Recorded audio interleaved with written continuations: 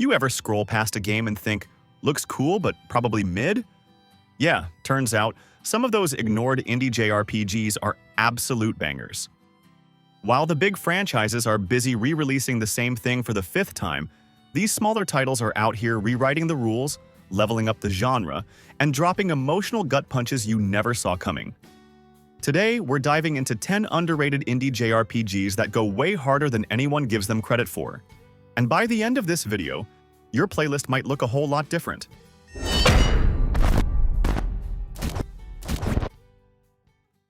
the truth. To obtain zodiac powers, a demigod. Astria Ascending throws you into a crumbling fantasy world painted with some of the most jaw-dropping 2D art you'll see in any RPG. It's got that handcrafted storybook look that immediately pulls you in, but don't let the pretty visuals fool you. Under the surface, this game is all about tactical depth and tough decisions. You lead a team of 8 demigods, each tied to an element, each carrying way more emotional baggage than they probably should. And the twist? Their mission is basically a death sentence. You're not saving the world forever. You're holding it together just long enough before everything falls apart again. The combat system is where things really click. It's turn-based but fast and aggressive. You'll need to constantly swap characters and exploit elemental weaknesses, but what makes it even deeper is the class system. Every character can take on multiple roles, and unlocking support jobs opens up wild combos. But here's the real kicker. Resources are limited. Every skill you use drains energy, and that energy doesn't just refill between battles. So you can't just button mash your way through encounters. You've got to think ahead, manage your points, and sometimes walk away from a fight knowing you'll need to grind smarter, not harder. Boss fights are especially brutal. They'll test your team's synergy, punish bad planning, and make sure you're paying attention to every buff and debuff on the screen. Then there's the platforming sections, which might sound weird for a turn-based RPG, but somehow they work. They add a layer of exploration that keeps things feeling fresh, almost like a nod to old-school titles like Valkyrie Profile. In a sea of RPGs chasing realism, Astria Ascending dares to be beautiful and brutally challenging at the same time.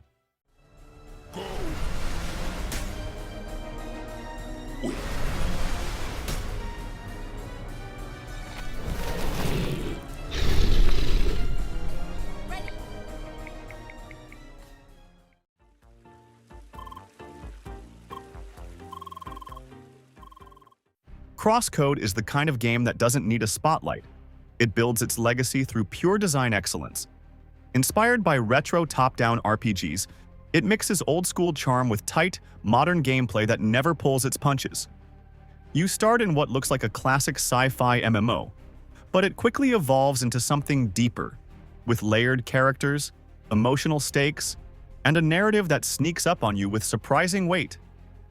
What really sets it apart is the combat. It's fast, responsive, and packed with variety.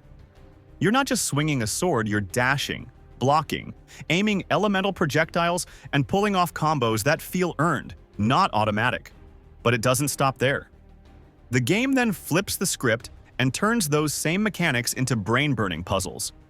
You'll find yourself bouncing shots off walls, timing explosions, and chaining abilities together to crack rooms like logic mazes. And the elemental system takes things even further. Fire, ice, shock, and wave aren't just flashy effects. They change how you fight and solve puzzles. Some enemies react differently depending on what you throw at them, forcing you to constantly shift strategies. Even the environment responds, with timed switches, ricochet puzzles, and traps that test your creativity. And then there's the progression. You don't just unlock new skills, you shape your entire approach. The branching trees let you build toward agility, power, or balance, depending on how you want to play. It's a system that doesn't hold your hand but rewards those who experiment and commit. Crosscode isn't trying to be the next big thing. It's already one of the sharpest, most rewarding indie RPGs out there.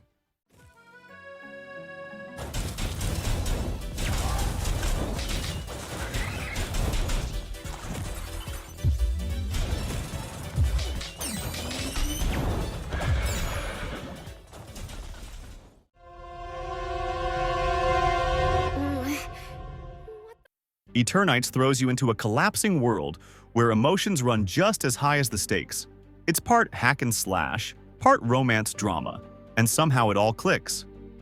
Instead of easing you in, the game hits the gas from the start. Monsters are rising, society's crumbling, and your character is trying to save lives while also figuring out who to fall for. It's chaotic, weirdly charming, and packed with moments that swing between absurd and genuinely heartfelt. What makes Eternites really click is how naturally it blends its two halves. The combat isn't just filler between cutscenes, it's fast, responsive, and layered with mechanics that reward skill and timing. You'll be dodging, blocking, and chaining combos with a flow that feels way more polished than you'd expect. Elemental attacks add a strategic layer, pushing you to exploit weaknesses and think a few steps ahead instead of just spamming buttons. And as you build relationships, those connections power up your party, unlocking new abilities that change how you fight. There's a real sense of cause and effect. Spend a time getting closer to a character, and it pays off when things get tough in battle. Between the chaos, you get these slice-of-life moments, mini-games, scavenging runs, and even goofy side events that break up the tension in the best way. They're not just for fun either. Most of them feed directly into your bond progression or resource gathering, so even the lighthearted moments serve a purpose. But what really elevates it is the writing. Each companion brings their own baggage and perspective to the apocalypse, and the game doesn't shy away from exploring grief, fear, or vulnerability. That emotional depth gives weight to your choices, and the branching paths make the experience feel genuinely yours. It's messy, ambitious, and refreshingly bold.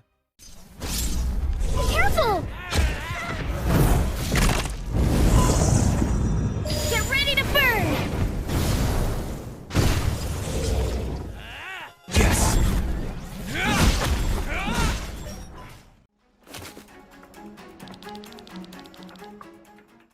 Chained Echoes feels like a lost 90s masterpiece that accidentally got injected with modern brilliance. It blends pixel-perfect visuals, a sweeping fantasy world, and deep mechanics into something that feels classic but never outdated. The story throws you into a mix of kingdoms, political tension, and sci-fi tech, like mechs and airships, all wrapped up in a world that somehow makes it all feel natural. But what really sets this game apart is how it ditches the lazy design choices of older RPGs. No endless grinding, no mindless button mashing just to level up. Progression here is tied to major story milestones, so you're constantly moving forward with purpose. Combat is a tactical dance, thanks to the overdrive system. Every move nudges a bar that you need to keep in the perfect range. Hit that sweet spot and you get buffs. Overshoot it, and things start to fall apart fast. It's a mechanic that forces you to think several steps ahead without ever slowing down the action. And then there's the skill system.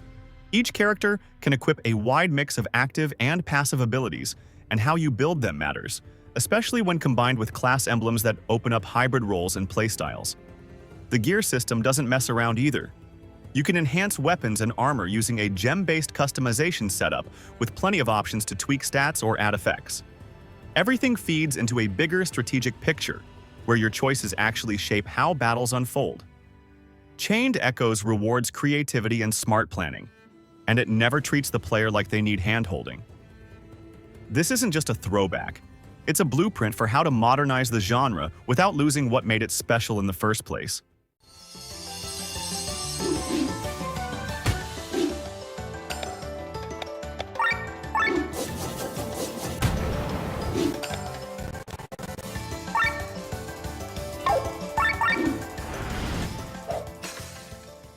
Quick heads up, if you've been vibing with the video so far, hitting that like button helps more than you think. Also, I'd love to hear what hidden gem you've played that deserves more love. The stranger the better. Your comment tells the algorithm we're doing something right and keeps this kind of content coming your way, and I check out every single comment. And yeah, I actually reply too. And if you haven't subscribed yet, this is your sign. You're one click away from making a great decision.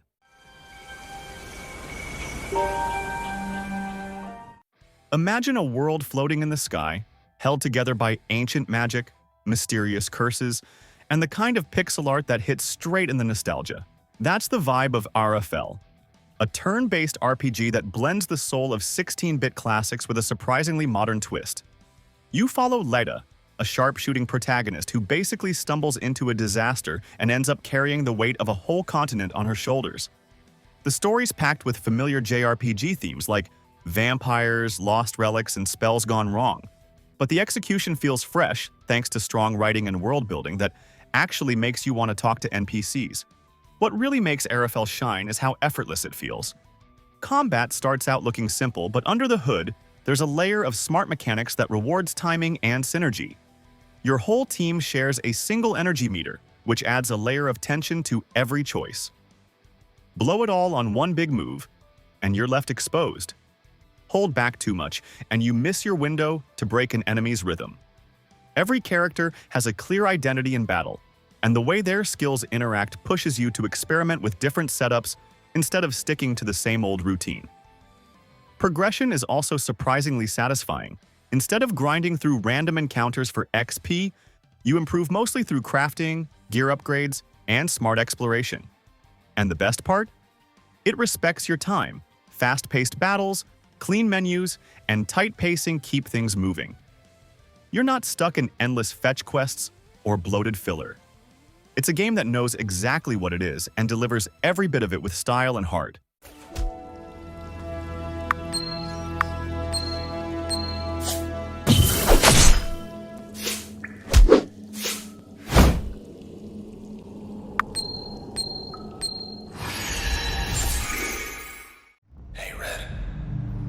We're not gonna get away with this, are we? Transistor throws you into a crumbling cyberpunk world where every corner feels like it's hiding a secret, and every step you take is backed by one of the most haunting soundtracks in indie gaming. You control a silent protagonist carrying a massive talking sword. Yes, the sword talks more than you do, and it's loaded with emotional weight and cryptic commentary that slowly unravels the bigger picture. The story lets you explore, connect the dots, and get lost in a city that's falling apart in real time, both physically and emotionally.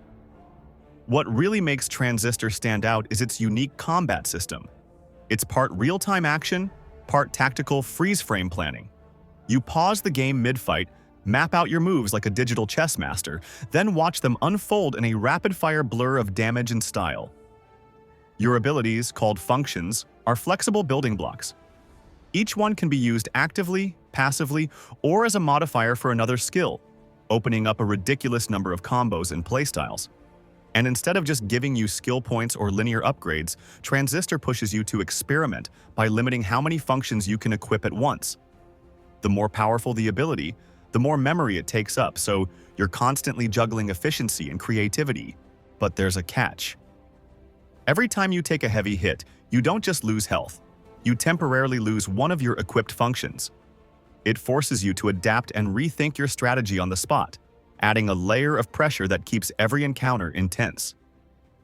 There's also optional challenge rooms and lore terminals hidden throughout the game that expand on the world's backstory and offer puzzle-style fights for players who really want to push their skills. Transistor isn't just another stylish RPG. It's a fully realized experience that blends emotion, strategy, and stunning visuals into something unforgettable.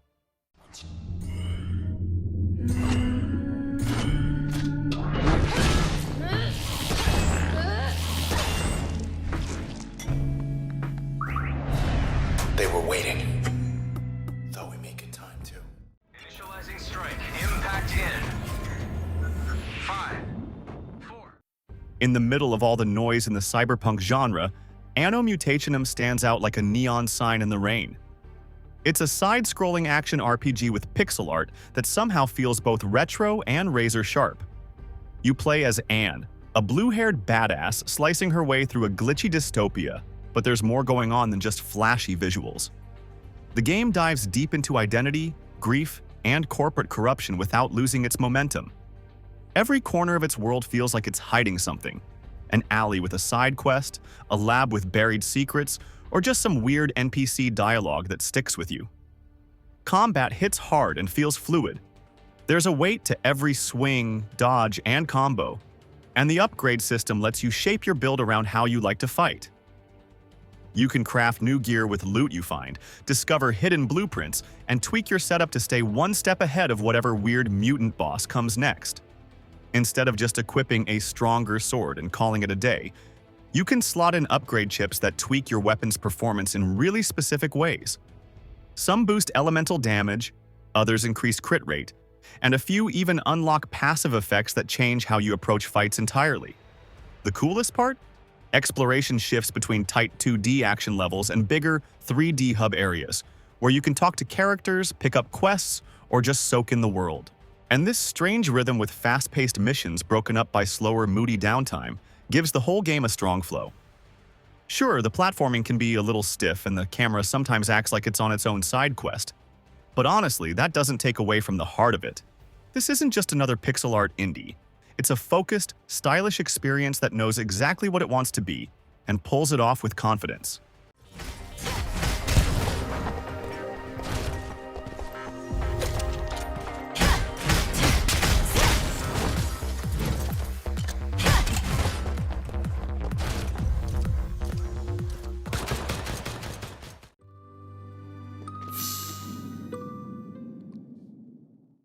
Sea of Stars might look like a nostalgic throwback, but don't let the pixel art fool you. This game goes way beyond a retro tribute. Built by a small team with massive ambition, it nails that perfect balance between old-school charm and modern game design. Every screen looks like it was painted with love, packed with vibrant colors, layered lighting, and smooth animations that give the world a living, breathing energy. It's the kind of visual polish that makes you stop mid-game just to admire the view. The story follows two Solstice warriors caught in a battle against a looming ancient threat. Sounds simple, but the narrative is anything but flat. Characters feel real, the humor actually lands, and the emotional moments hit surprisingly hard. One of your teammates is a cooking-obsessed adventurer, and somehow, it just works. Combat is where the game really finds its rhythm. It's turn-based, but never passive. Timing your hits, blocking at the right moment, and coordinating combo moves between party members keeps every battle engaging. There's also a lock mechanic that adds a layer of strategy. Enemies charge up powerful attacks, and breaking their defenses with the right damage types becomes a game of anticipation and smart planning. And then there's the soundtrack. With Yasunori Mitsuda bringing in his signature emotional melodies, alongside Eric W. Brown's dynamic pulse-pounding tracks, the music becomes more than background, it becomes part of the adventure. Boss themes hit like a truck, and quiet exploration tracks wrap around you like a warm memory. It's easily one of the best soundscapes in any indie RPG in recent years. Sea of Stars isn't trying to copy the classics, it's standing next to them, shoulder to shoulder.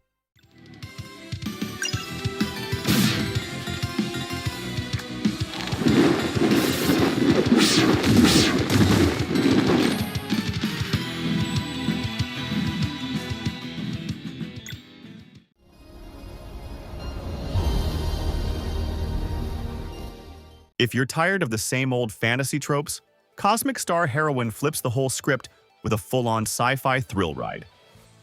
This isn't your usual swords and dragons deal.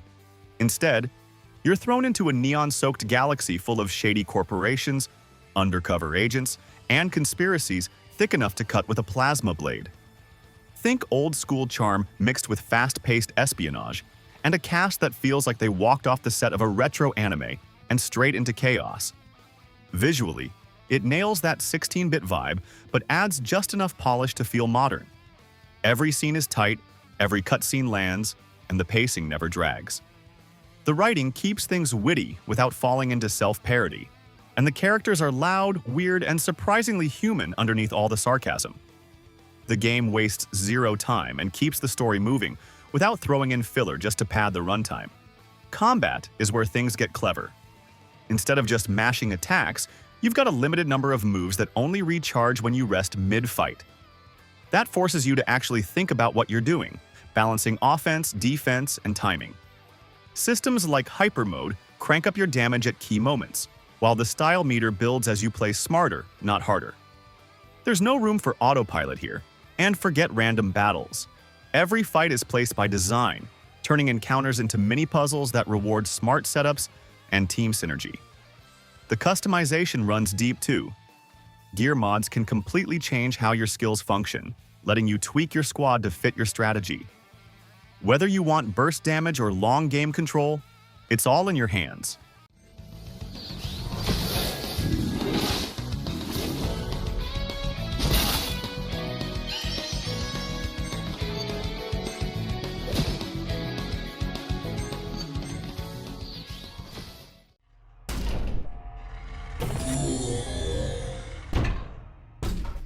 Imagine being tossed into a pixel-perfect version of your weirdest childhood summer, complete with alien invasions, haunted neighborhoods, and raccoons that talk back.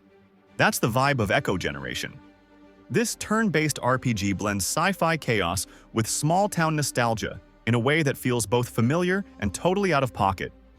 You play as a kid on a skateboard, roaming a cursed Canadian suburb with your little sister, and what starts as a backyard mission quickly turns into something way bigger. Cosmic horror, secret experiments, and creatures that look like they crawled out of an old VHS tape. Each area is tightly designed but full of personality. From the empty school hallways to glitchy underground bunkers, nothing feels like filler. Just straightforward exploration, meaningful side quests, and a synth-heavy soundtrack that somehow hits you right in the feels. One of the coolest parts of the game is how it handles upgrades and exploration. You'll constantly find comic books scattered around town, and they're how you unlock new abilities. Each one gives your characters a fresh move to use in battle, which means exploring every backyard, basement, and creepy shed actually makes you stronger. And because there's no traditional leveling system, your power growth feels more tied to curiosity than grind. Combat leans into timing-based mechanics, where your reflexes actually matter. You'll land extra damage by pressing buttons at the right time or blocking just before impact. Every new move feels like unlocking a little mini-game, and it keeps battles fresh the whole way through. The party system is also tight, as each member brings something unique, and enemy behavior encourages smart play, not just brute force. It's not a long game, but it leaves a mark.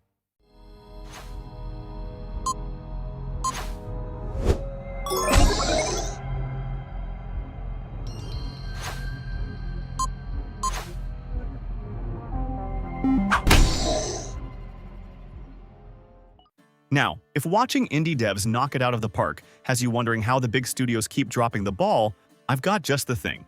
There's another video waiting for you that dives into some of the most jaw-dropping flops from the heavy hitters. Trust me, it's a wild ride.